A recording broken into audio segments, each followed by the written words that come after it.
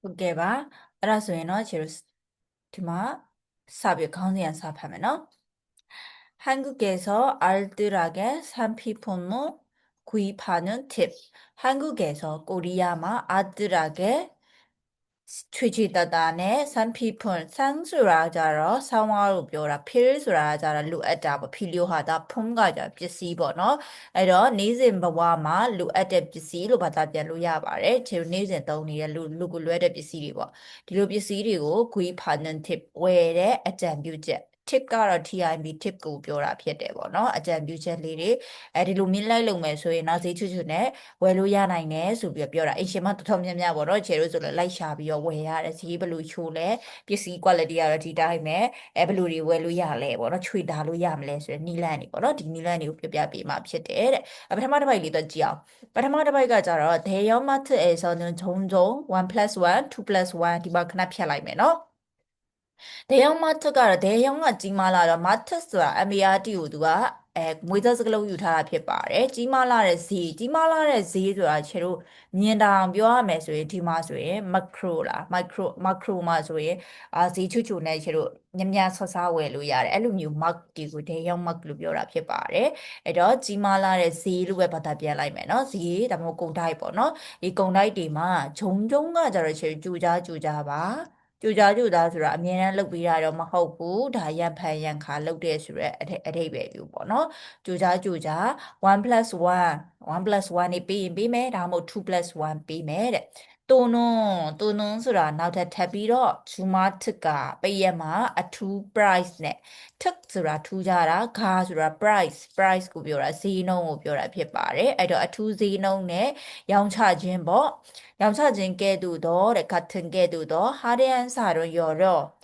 ဈေးလျှော့ပေးတဲ့ပွဲတွေကိုကျင်းပပြီးတော့မှ신용품부터 생활용품까지 다양한 상품을 사게 판매합니다. 사다공 비씨 신용품과 사다공 비씨가 사비로 생활용품 နေ့စဉ်သုံး ပစ္စည်းတွေအထိအမျိုးမျိုးသောပစ္စည်းများကိုဈေးချိုချိုနဲ့ဖတ်မဲ့ဟာဒါဆိုရောင်းချပေးတယ်ပေါ့နော်သူဘာပြောချင်တာလဲဆိုတော့ဒီ macro လိုမျိုးကြီးမားလာတဲ့ကုန်တိုက်ကြီးတွေမှာကြိုကြား1+1နေလုပ်ပေးတယ်2+1နေလုပ်ပေးတယ်ပြီးတော့ပိတ်ရက်ဆိုရင်လည်းအထူးဈေးနှုန်းနဲ့ရောင်းချခြင်းကဲ့သို့သောဒီHarin Hansa ပေါ့နော် discount ပွဲလေးတွေကျင်းပပေးတယ်အဲ့မှာကိုရီဘာဝယ်လို့ရလဲအစားတော့ကုန်ပစ္စည်းဝယ်လို့ရတယ်နေ့စဉ်သုံးတော့တိုက်တန်တော့တိုက်စီစသဖြင့်ပေါ့နော်ဒီလိုနေ့စဉ်သုံးပစ္စည်းတွေကိုလည်းပဲဝယ်လို့ရတယ်ဘယ်လိုဝယ်ရမလဲဈေးချူချူနဲ့သူတို့ရောင်းချပေးတာပေါ့နော်ဈေးချူချူနဲ့ရောင်းချပေးလို့ဝယ်လို့ရတာပဲဖြစ်ပါတယ်ဆိုတော့ပထမတစ်ကြောင်းမှာ마트에서 나누어 주는 전단지를 통해 막ကနေပြီးတော့မှဝေပြီးတယ်လိုက်ပြီးတော့ဝေတယ်ပေါ့နော်လက်ကန်စာဆောင်လေးရှိမယ်အဲ့လက်ကန်စာဆောင်များနေတဆင် 할인 상품 및 할인 금액 추천 상품 등ဘာတွေကိုတော့အဲ့ကတဆင်ဘာတွေသိရမှာလဲ 할인 상품 ဘယ်ပစ္စည်းတွေကတော့ဈေးချနေပါတယ် 할인 금액ဘယ်လောက်ချနေပါတယ် 추천 상품 ဘယ်ပစ္စည်းတွေကတော့ရောင်းအားကောင်းပါတယ်ဝယ်များကြပါတယ်등စသဖြင့် 할인 행사에 대해 정보를 얻을 수 있습니다. 디스카운트 ချနေတဲ့အချက်လက်တွေနဲ့ပတ်သက်ပြီးတော့ပွဲနဲ့ပတ်သက်ပြီးတော့ဗောနော်ဒီသတင်းချက်လက်ကိုကိုရီရရှိနိုင်ပါတယ်လို့ပြောထားပါတယ်။ညမတော့အဲ့ဆိုချေတို့ဈေးချွချွနဲ့ဝယ်ချွေတာပြီးတော့ကိုယ့်အကိုဝယ်ခြင်းနဲ့ချွေတာပြီးတော့ဒီပစ္စည်းတွေကမဝယ်လို့လည်းမဖြစ်ဘူး။ဒါပေမဲ့ငါတို့တက်တာခြင်းနဲ့ဆိုရင်ဘယ်လိုသွားရမလဲ။ဒေယောင်မထက်တွေကိုသွားရမယ်။ဒီဒေယောင်မထက်တွေက1+1နေရှိတတ်တယ်2+1နေဖြစ်ရှိတတ်တယ်။ပိတ်ရမှာဆိုရင်အထူးစိန်နှုန်းနဲ့ရောင်းချတာတွေရှိတတ်တယ်။ကိုဝယ်နိုင်မှာကဒါအစားတော့ကုန်ပစ္စည်းလည်းဝယ်လို့ရမယ်နေ့စဉ်သုံးပစ္စည်းတွေလည်းဈေးချူချူနဲ့သူရောင်းချပြီးလို့ကိုရီဝယ်လို့ရနိုင်တယ်ဘယ်ကနေတစင်ဒါတွေကဈေးချူချူနဲ့ရောင်းချပေးနေပါတယ်ဘာတွေလဲဆိုတာသိနိုင်လဲဆိုသူတို့ဝေပေးထားတဲ့လက်ကမ်းစာဆောင်တွေကတစင်သိလို့ရမယ်ပေါ့နော်အဲ့ဒါပထမအပိုင်းဖြစ်ပါတယ်ဒုတိယတစ်ပိုက်သွားရအောင်ဒုတိယတစ်ပိုက်ကကြတော့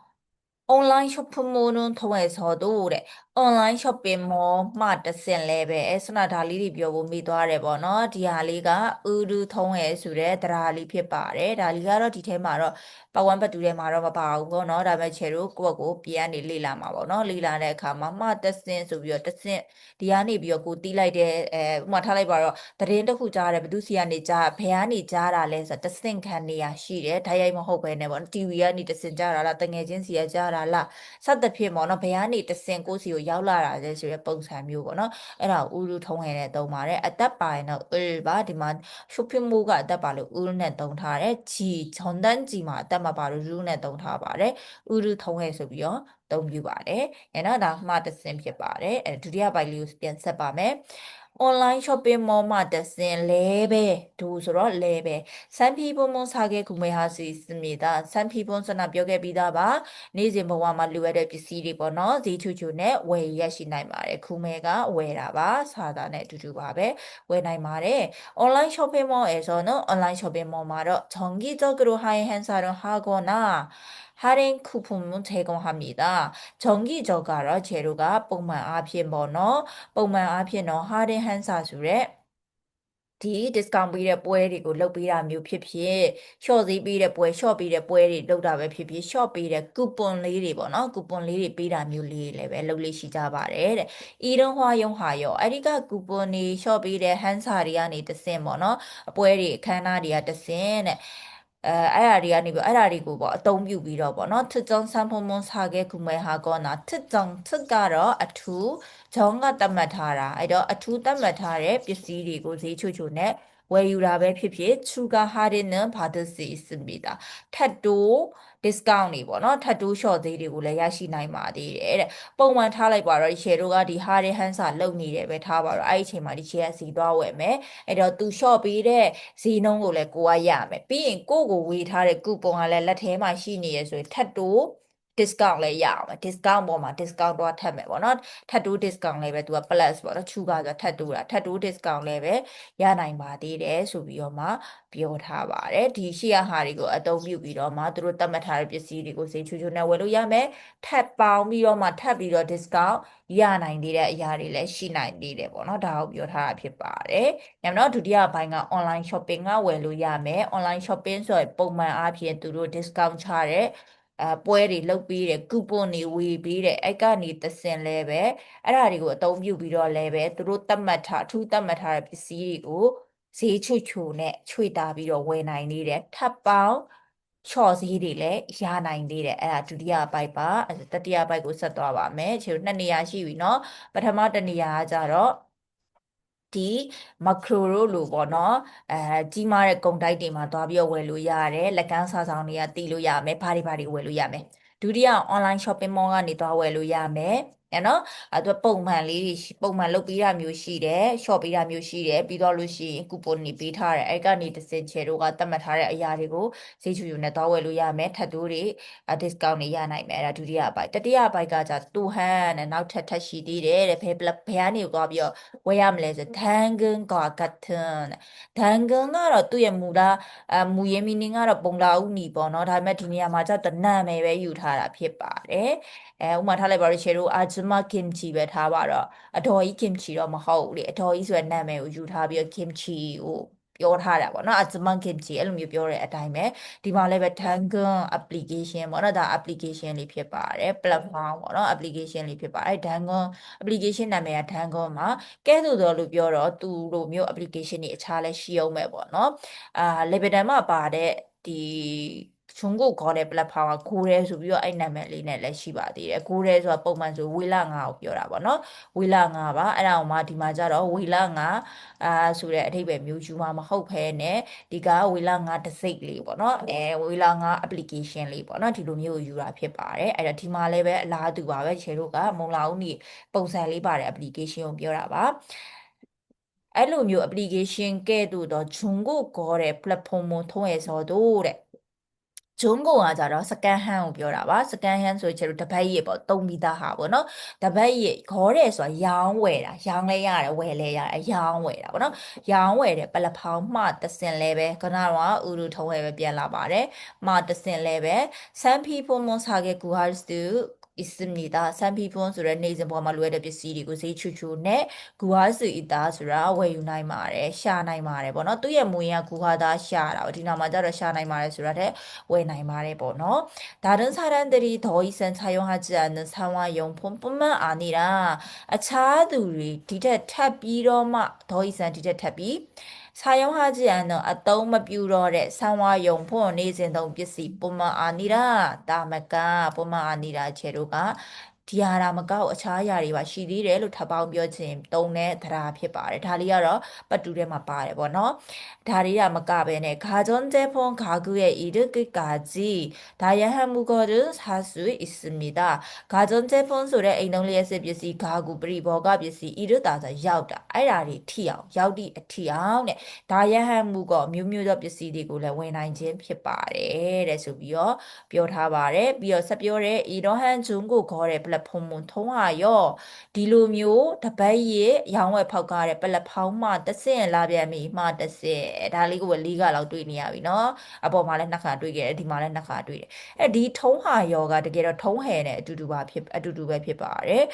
ခြေတို့တွေပေါ့เนาะအเจ้าမှာတင်ခဲ့တုန်းကကြတော့ခြေတို့ဒီယောရောဘွန်းတို့တင်ရတဲ့အာယူအော်ယူကိုလေအာယူအော်ယူဟာတာဆိုဟဲယူဆိုတဲ့ဟာကိုခြေတို့တင်ခဲ့ရတာကအာအော်ယောယူလို့တင်ခဲ့ရပါတယ်အာယူအော်ယူအိုဝါဆိုရင်အာယူဂျမ်ဘာဝဲဆိုရင်အော်ယူဟာတာဆိုရင်ယောနဲ့ပေါင်းတယ်လို့ဟာယောပေါ့နော်ဒီတိုင်းလေးပေါ့နော်ဟာယောဆိုပြီးတော့တစ်စင်ပေါင်းရပါသေးတယ်ပေါင်းပြီးမှဟဲဖြစ်သွားတာပါကူတော့အဲ့အစင်တွေကြော်ခဲ့ပြီးတော့မှဟဲကိုတခါလေးပြောင်းကြတယ်ပေါ့နော်ပြောစင်တာကတော့အတူတူပဲထုံးရနဲ့ထုံးဟာယောနဲ့အတူတူပါပဲထုံးဟာယောကဘယ်လိုနေရာမှာသုံးများလဲဟာယောကဘယ်လိုနေရာမှာသုံးများလဲဆိုရင်စာရေးတိုင်းမှာသုံးများတယ်ပေါ့နော်အဲဒီမှာဘာသာပြန်ကြည့်မယ်ဆိုရင်ဒီလိုမျိုးတော့တပတ်ရပစ္စည်းရောင်းဝယ်ဖောက်ကားတဲ့ပလက်ဖောင်းနေမှာတဆင့်မယ်နော်마드신 자신이 사용했던 물건은 사용할 수도 있습니다. 자신이 이미 사용했던 အသုံးပြုခဲ့သော 다리가 자라 제로 ခဲ့သောလို့အဓိပ္ပာယ်ရပါတယ်. ခဲ့ပြီးသောဆိုလည်းရပါတယ်. အသုံးပြုခဲ့ပြီးသော ကိုမသုံးတော့ဘူး ဆက်လက်သုံးခြင်းစိတ်မရှိတော့ဘူးဆိုတဲ့အဓိပ္ပာယ်မျိုးဒီထဲမှာဝင်သွားတာ. 어떤ဒါကတော့ဒါနောက်မှာပါအောင်မယ်ပေါ့နော်. အဲ့လိုအသုံးပြုခဲ့ပြီးသော 차မသုံးတော့더 물건ပစ္စည်းတွေကိုလည်းပဲ팔 수도 있습니다. ရောင်းနိုင်ပါသေးတယ်တဲ့ဆိုပြီးတော့ပြောထားတယ်. Now 플랫폼은 통해 중고 거래는 이 플랫폼만 뜻을လုပ်တဲ့ တပတ်ရဲ့ရောင်းလဲဖောက်ကားခြင်းကတော့ 대부분များသောအားဖြင့် ဒီမှာတစ်ခေါက်ဖြတ်လိုက်မယ်. 같은 지역에 사는 사람들 사이에서 직거래로 이루어집니다. 뚜니의 내미디다만 니의 루리의 자마 다이아 양외 파과 럭상자바데 တဲ့ဆိုပြီးတော့မှပြောထားတယ် ဒီမှာကြည့်ဒီမှာနော် အပိုက်လေးတွေဒီမှာခွဲသွားပါတယ် သုံးပိုင်းပြောထားတယ်ပေါ့နော် ပထမတစ်ပိုင်းကကြတော့ခြေတို့ကခုနချွေချွေတတစီချွချွနဲ့ဝဲခြင်းနဲ့ဆိုရင်တော့ 당근 ဆိုတဲ့ application လေးသုံးလို့ရမယ် 당근ကဘာ application လဲဆိုတော့ တပတ်ရဲ့ရောင်းဝယ်ပေါက်ကားတဲ့ ပလက်ဖောင်းပေါ့နော် ဒီပလက်ဖောင်းကိုပြောချင်တာ သူ့မှာလည်းဈေးချွချွနဲ့ဝယ်လို့ရမယ် ပြီးအဲ့မှာဘာတွေရောင်းလဲဆိုတော့ အခြားသူတွေသူတို့ထပ်မသုံးတော့တဲ့နေ့စဉ်သုံးဟုတ်စာတွေလည်းဒါမကဘူးပေါ့နော် ဒါတွေလည်းဝယ်လို့ရသလို